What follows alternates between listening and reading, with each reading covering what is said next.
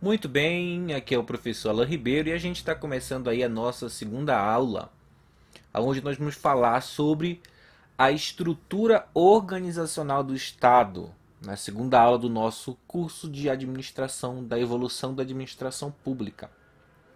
E nessa aula eu vou explicar para você o que é o Estado e vou explicar para você o que é o aparelho do Estado. Basicamente aqui a gente vai falar do que constitui um Estado, quais são os três poderes, o que cada um é responsável, entre outros pontos extremamente importantes. Então vamos começar falando sobre o que é o Estado. Vamos entender então o conceito de Estado. Leia comigo. O Estado é a organização que possui o poder de legislar e tributar sobre a população de um determinado território. Vamos começar então a entender sobre isso. Esse aí é o mapa do Brasil. Basicamente, digamos que essa é a porção de terra, é a porção geográfica onde o Brasil, o estado do Brasil está situado. Ok, Alan. Como se chama isso? Se chama território. E aqui a gente já começa a entender que o Estado ele precisa de um território. E dentro desse território, o Estado vai poder legislar, vai poder criar leis que valem dentro desse território. Vai poder estabelecer obrigações para as pessoas que estão dentro desse território. Portanto, a primeira constituição do Estado é um território e sobre esse território, esse Estado vai legislar. Porém, só o território vazio não adianta nada. É por isso que o Estado ele precisa do seu povo, ele precisa das pessoas. Esse é o segundo ponto para que exista um Estado. O primeiro é o território, o segundo é as pessoas, o povo daquele local. Que são as pessoas que serão legisladas. São as pessoas que terão obrigações para cumprir, né? Direitos e deveres dentro daquele Estado. E o último ponto constituinte do Estado é a soberania, ou seja, aquele Estado ele tem um governo, ele tem um poder soberano que não existe outro além dele. Por exemplo, aqui no Brasil, não existe outra entidade maior do que o nosso governo federal, né? Do que a cúpula dos três poderes, executivo, legislativo, judiciário. Não existe um poder maior do que esse, é por isso que nós dizemos que esse é o Estado soberano. Então o Estado ele precisa desses três elementos para existir. Um território aonde acontecerão a legislação, o povo que habita nesse território e um poder soberano, que atualmente é representado aí pelo nosso chefe de Estado, presidente Jair Bolsonaro. Ok, você entendeu então o que é o Estado? Perfeito? Muito bem. De posse disso, a gente vai falar, a gente vai deixar aqui no mapa mental novamente isso aqui bem explicadinho. O que constitui um Estado? Bom, o seu povo, o território e a soberania que existe naquele espaço, né? Aquele espaço de terra, aquele espaço geográfico que constitui aquele Estado. Perfeito. O Estado também ele é composto de um sistema constitucional legal. O que significa isso? Significa que o Estado é composto por um sistema de leis, um sistema de regras jurídicas e envolve todos os direitos: direito previdenciário, direito penal, direito constitucional, direito administrativo, direito tributário, todos os direitos, todo o regimento de leis que existem dentro do Estado, ok? Ajudam a compor o Estado, tá bom? Então, esse é um segundo ponto, e é um ponto importante para distinguir o que é o estado do aparelho do Estado, que a gente vai chegar lá daqui a pouco, tá bom? Então, o Estado tem todo um sistema de leis. O Estado também tem o poder de violência legal. O que é o poder de violência legal? É o poder que o Estado tem de exercer autoridade através da força bruta, através de coerção. Então, o Estado, ele usa de força física para coerção. Através de quê? Através da sua força militar, através da polícia. Então, o Estado, ele pode utilizar-se de violência, e essa violência ela é legalizada, porque é o próprio Estado quem a aplica. Então, nós temos aí os órgãos, né, militares e especial. Nós temos a polícia, que vai agir de força física, de violência legal, para tratar dos assuntos que lhe for pertinente, né? Como prender, acabar com corrupção, o que quer que seja.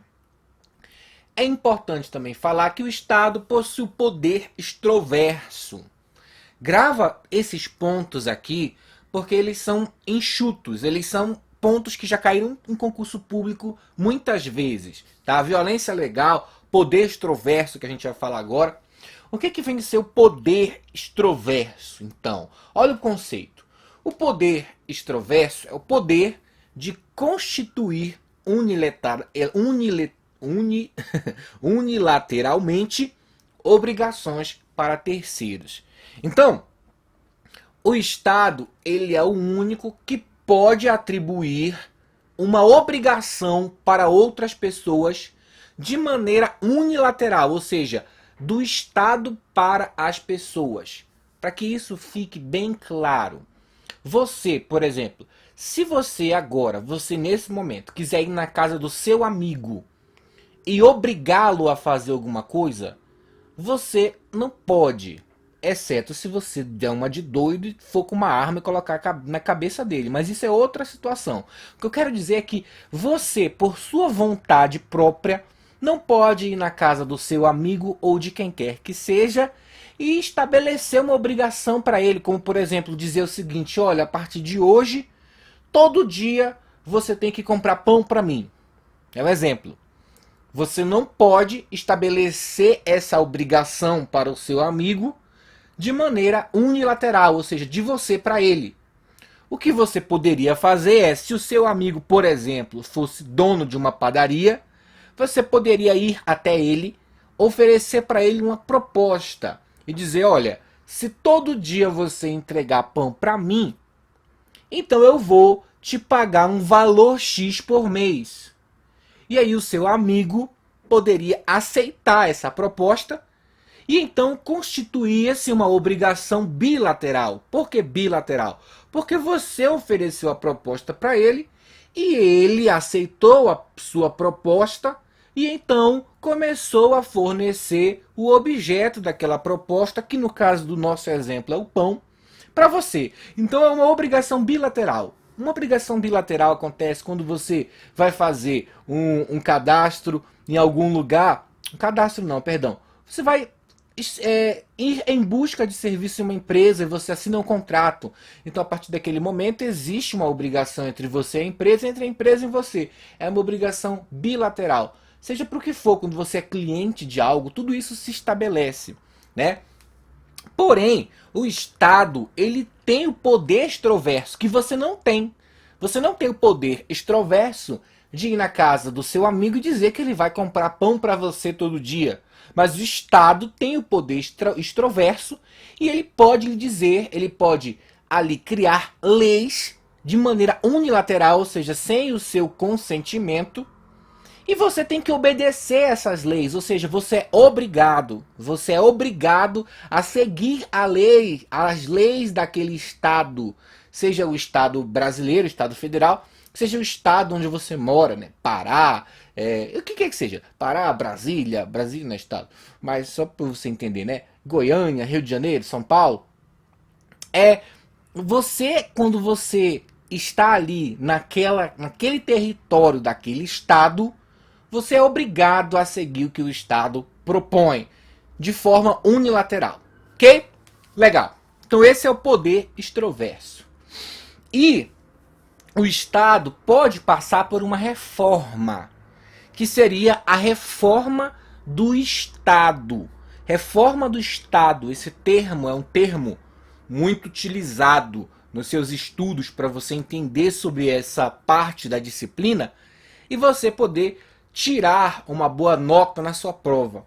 Então, existe a reforma do Estado e existe a reforma do aparelho do Estado. São duas coisas distintas. A reforma do Estado é uma coisa, a gente vai falar dela agora. E a reforma do aparelho do Estado é outra coisa, e a gente vai falar dela daqui a pouquinho. Então, beleza. Então, o que vem a ser a reforma do Estado? A reforma do Estado, ela traz um sentido amplo. Significa reformar, significa mudar. Significa pegar o que já existe e aplicar uma mudança naquilo ali.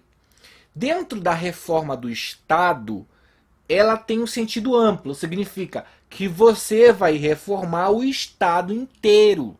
Ou seja, tudo que compõe aquele Estado, inclusive as formas de sociedade, as formas de lidar com a sociedade. A reforma do Estado envolve a sociedade. Okay? Então a reforma do Estado ela não está apenas no âmbito de uma maneira de administrar o Estado, mas sim envolve a sociedade toda, envolve o Estado inteiro, envolve todas as leis. A gente acabou de falar que o Estado possui todas as leis, todos os direitos, envolve todos esses direitos. Okay? Então a reforma do Estado é mudar o Estado num sentido amplo, no sentido que envolve tudo, ok? Envolve mudar o papel do Estado. E aqui é que eu peço que você relembre da aula anterior, quando nós falamos do estado de bem-estar social e do estado mínimo. O que aconteceu foi que, após a Segunda Guerra Mundial, muitos países estavam destruídos, estavam devastados. Então, os governos desses países, baseados na ideia de estado de bem-estar social, buscaram prover para esses estados, esses países, todos os serviços que pudesse, para amparar a população de tudo. Então, esse era o papel do Estado após a Segunda Guerra. O papel do Estado era então amparar a população prestando todos os serviços, e para isso precisava de uma máquina pública robusta, cara, que ali necessitava de cobrar mais impostos, necessitava de interferir mais na economia do país, né? Em vez de deixar serviços principais para as empresas do setor privado, não, ele envolvia tudo, cuidava de tudo. Era o Estado mãezona, né? O Estado mãezona. E esse era o papel do Estado depois da Segunda Guerra. Porém, com a Grande Depressão, né? Porém, com a crise do petróleo, principalmente com a crise do petróleo, o que nós tivemos? Nós tivemos que o Estado já não conseguia mais manter esse papel, não conseguia mais dar tudo para a população. Então, era necessário, né, ali fortalecer uma nova ideia de papel do Estado. E aí entra o Estado mínimo, que é aquele Estado que se preocupa somente com os serviços essenciais. Vamos privatizar tudo que for possível, vamos nos preocupar só com o que é essencial. Promover o desenvolvimento do país, regularizar, fiscalizar, vamos cuidar só do que é principal. Vamos pegar essas companhias de energia elétrica, companhia de mineração, companhia de telefonia que o Estado cuida e vamos vender para a iniciativa privada, porque a gente precisa de um Estado mínimo, a gente precisa enxugar o Estado. A gente precisa fazer com que o Estado se preocupe só com o que é necessário. E então, quando se fala da reforma do Estado, envolve mudar o papel do Estado. Você está compreendendo? Envolve você mudar essa ideia de que o Estado tem que cuidar de tudo e começar a pensar numa ideia de Estado que se preocupa só com o que é primordial para o Estado. Perfeito?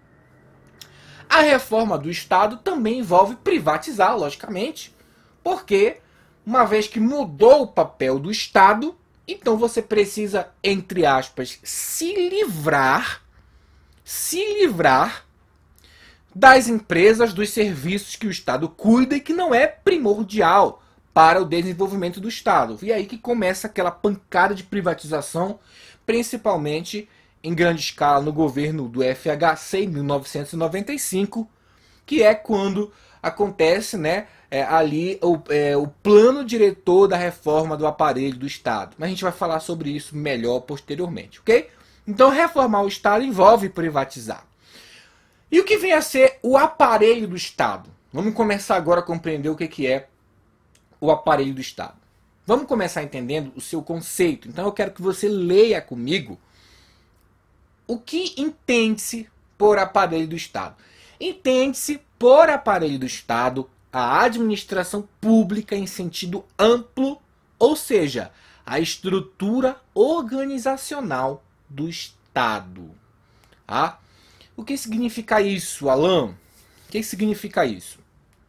Olha só, o Estado envolve tudo. Envolve o povo, o território, a soberania, as leis inteiras, envolve tudo. Esse é o Estado. E o que é o aparelho do Estado? É a administração pública. É o que o Estado usa para cuidar de tudo isso aí. É a estrutura como o Estado se organiza para dar conta de todos os serviços que a população precisa, que os cidadãos precisam. Então, uma vez que o Estado é tudo, o aparelho do Estado é somente essa parte que cuida da administração pública. Fácil de entender, não é? Ah, Landa, não entendi direito. Tudo bem, é por isso que a gente vai prosseguir aqui, começando a falar o que constitui o aparelho do Estado. Enquanto o Estado é constituído pelo seu território, pelo povo que nele habita e por um governo soberano, por uma soberania, um poder soberano, o aparelho do Estado é constituído pelo governo, que é o governo é aquilo que administra o Estado, ok? É o governo que administra o Estado e o governo ele é liderado pela cúpula dos três poderes. Nós temos ali o governo, então, sendo formado por uma trindade, okay? Que é executivo, legislativo e judiciário. Então, o governo ele constitui o aparelho do Estado. Não tem como se falar de administração pública sem se falar de governo. O Estado também é constituído por um corpo de funcionários. Inclusive, você está aqui tentando fazer parte desse corpo, você está estudando para tentar ser um funcionário do governo. E o Estado, o aparelho do Estado, é constituído por uma força militar. Então são esses três elementos. A força militar é a polícia, são nossas forças mesmo armadas, né? Marinha, exército, aeronáutica, é a polícia militar, enfim, é a força militar do país. Então, nós temos aí esses três elementos que constituem o aparelho do Estado. Você vê, então, enquanto o Estado ele é composto pelo seu povo, seu território e a soberania que existe naquele país, o aparelho do Estado é composto pelo governo, funcionários e a força militar. Eu estou falando, então, apenas do aparato que ajuda a administrar o Estado. Eu não estou falando do Estado, ok? Eu estou falando do aparato que ajuda a administrar o Estado. E esse aparato é o aparelho do Estado. Perfeito? Então, o Estado é constituído por três poderes que você conhece muito bem: executivo, legislativo e judiciário. O poder executivo, ele é representado, é o poder que realmente administra as coisas no país, representado aí pelo nosso presidente, pelo nosso chefe de Estado, que atualmente, quando gravo este vídeo, é presidente Jair Bolsonaro. E esse poder executivo é o poder que envolve tudo aquilo que cuida da parte administrativa do Estado. Okay? O que diz respeito a administrar o Brasil, nós estamos falando do poder executivo. Porém, é também interessante que o Brasil tenha leis. É interessante que o Brasil tenha regras, que o nosso país, que o Estado tenha regras. Então nós temos o poder legislativo. Aí você vê nesta foto uma foto uma imagem do Congresso Nacional, aonde é representado aí os estados da nossa nação, representado ali pelo Senado, que está do lado esquerdo da imagem, do lado esquerdo das duas torres, e do lado direito nós temos ali a Câmara dos Deputados. A Câmara dos Deputados representa o povo em si. De um lado representa-se o Estado, do outro representa-se o povo. E é aí que se criam as leis. É aí que muitas vezes você escuta na TV que a lei foi aprovada na Câmara, agora está indo para o Senado para ver se vai ser aprovado. Quer dizer, tudo isso aí é o que? São leis, leis sendo feitas. Então o que cuida das leis do nosso país? O poder legislativo, representado aí pelo Congresso Nacional. E, por último, nós temos o poder judiciário. Nós temos o poder judiciário e o poder judiciário está representado na imagem pelo Supremo Tribunal Federal, né? Então, é aí que você escuta muitas vezes, a polícia prende, a justiça solta. Ué, eu antigamente pensava assim, como assim a polícia não faz parte da justiça? Não, a polícia é uma força militar do aparelho do Estado que está conectada ao poder executivo. Enquanto a justiça é o que julga. Porque muitas vezes existem casos no nosso país, casos de pessoas, de pessoas com empresas, de empresas com empresas, aonde alguém tem que decidir, tem que dar a palavra final, ou seja, a situação desse caso precisa ser julgado. E é por isso que nós temos o poder judiciário. E nós não temos, dentre esses três poderes, nós não temos aí um poder que é superior. Não existe isso. Nós temos, então, aqui uma tripartição. São três poderes, nenhum é maior do que o outro e cada um olha o que o outro faz. Assim é uma maneira de cada um fiscalizar o outro, ok? Enquanto cada um fiscaliza o outro, ninguém tem um poder maior do que o outro e assim a ideia é de que ninguém exerça ali uma super autoridade mandando em ninguém. Assim tudo fica regulado. E aí nós temos aí os nossos três poderes: poder executivo, o poder legislativo e o poder judiciário. Ninguém é maior do que ninguém. Ok? Prosseguindo então na nossa explicação sobre o aparelho do Estado, você já entendeu que o aparelho do Estado é constituído por esses três poderes. O aparelho do Estado também, ele é constituído em níveis. Quais são os níveis? O nível federal, e aí nós estamos falando da União, nós estamos falando, por exemplo, ali, aquela foto do Poder Executivo, era uma foto do Palácio do Planalto. O Palácio do Planalto é onde o nosso presidente fica. O Palácio do Planalto, então, vem a ser o órgão ali do Poder Executivo, o órgão federal do Poder Executivo. E nós temos ali, em cada estado, um órgão também que cuida da parte executiva, mas a que cuida da supremacia de todo o Estado brasileiro é ali, né? O poder executivo, o poder federal. Então, quando se trata do poder federal, e aí a gente ainda vai falar mais detalhes sobre isso, né? Nós vamos falar ali do que constitui, né? A União, os ministérios, e tralá, tralá. Aqui não é hora para você entender detalhes sobre isso, apenas entenda o seguinte: o primeiro nível é o nível federal.